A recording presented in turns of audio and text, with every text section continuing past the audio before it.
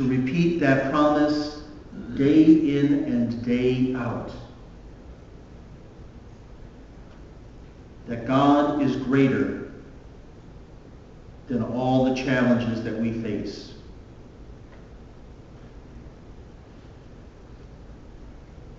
And then to act as if it is true.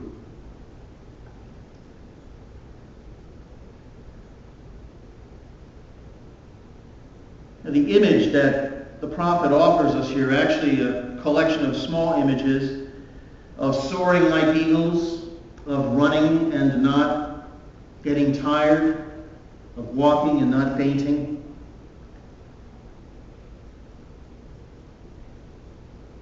Have you not known? Have you not heard? I am the God who does this. I am the God who does this.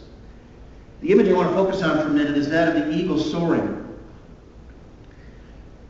Now, the way that, as I am told, that eagles teach their offspring to fly is that they will carry them on their wing. And this is actually an image that appears in the scriptures at various times.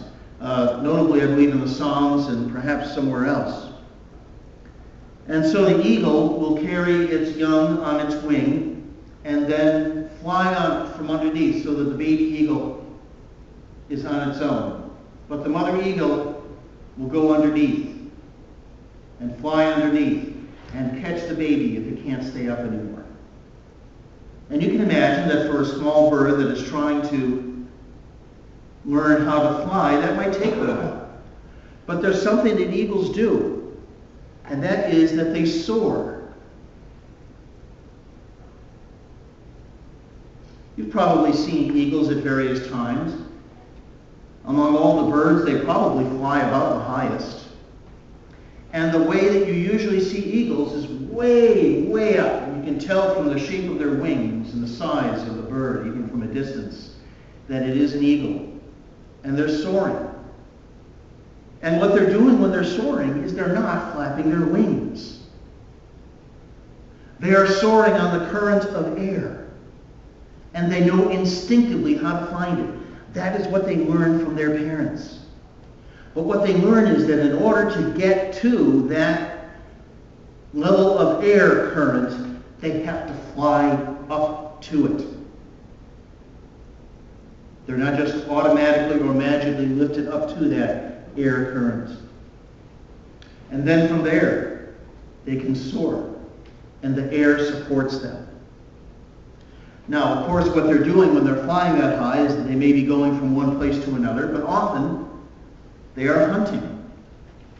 You've heard the expression, somebody having an eagle eye.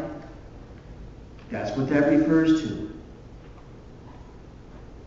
An eagle that from hundreds of feet in the air can spot the next prey, whatever that might be. Whether it's a fish in the water or a small animal on the surface. That eagle is not just coasting and having fun up in the air. It's a matter of survival and living and providing for its offspring.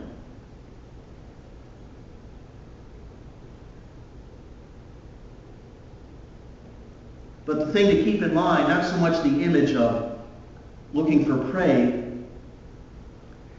but keeping in mind the idea of floating so high, because there is a much broader view when you're floating much higher in the air.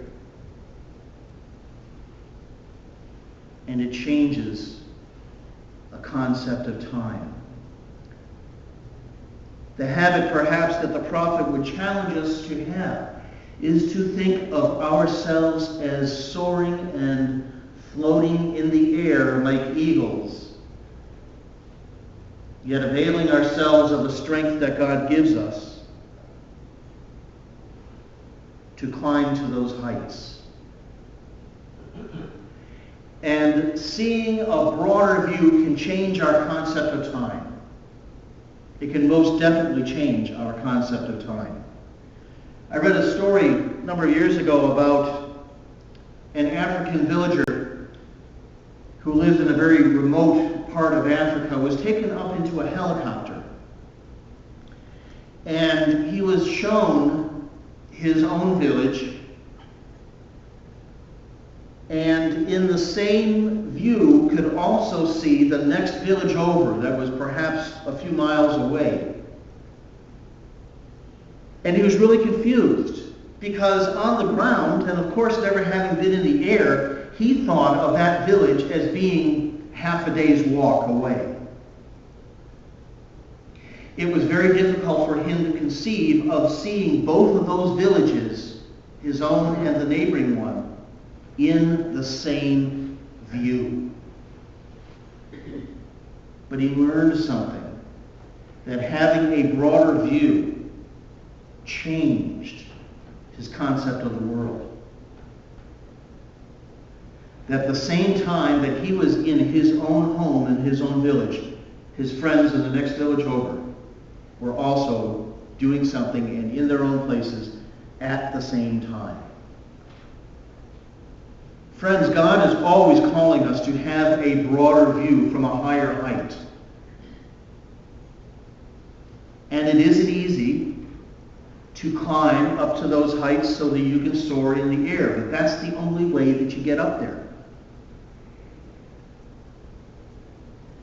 is by availing of ourselves of the strength and ability that God gives us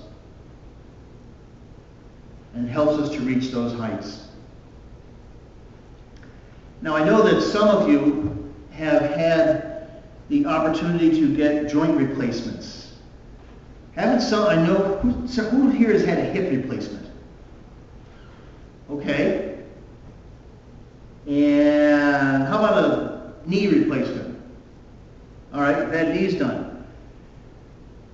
Don't they always tell you that you've got to do your exercises? Yeah, after your surgery, you've got to do those exercises. Because if you don't, you may end up in the same place that you were before. You may have a new knee or a new hip, but you're also going to be worse off. And many people that I have known over the years that have had major joint replacements like that say that they didn't realize until after the surgery was done and they had done their therapy and they were feeling better than before, how much that pain was holding them back. I consistently hear that from people that have had joint replacements like that. How much that pain was holding them back, and they didn't even realize it because they had gotten so accustomed to it.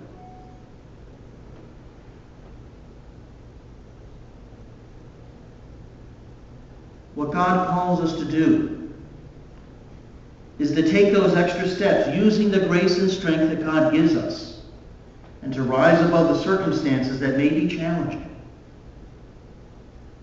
and indeed grow and thrive and prosper, knowing that it is God who is with us, who strengthens us, who upholds us with a victorious hand.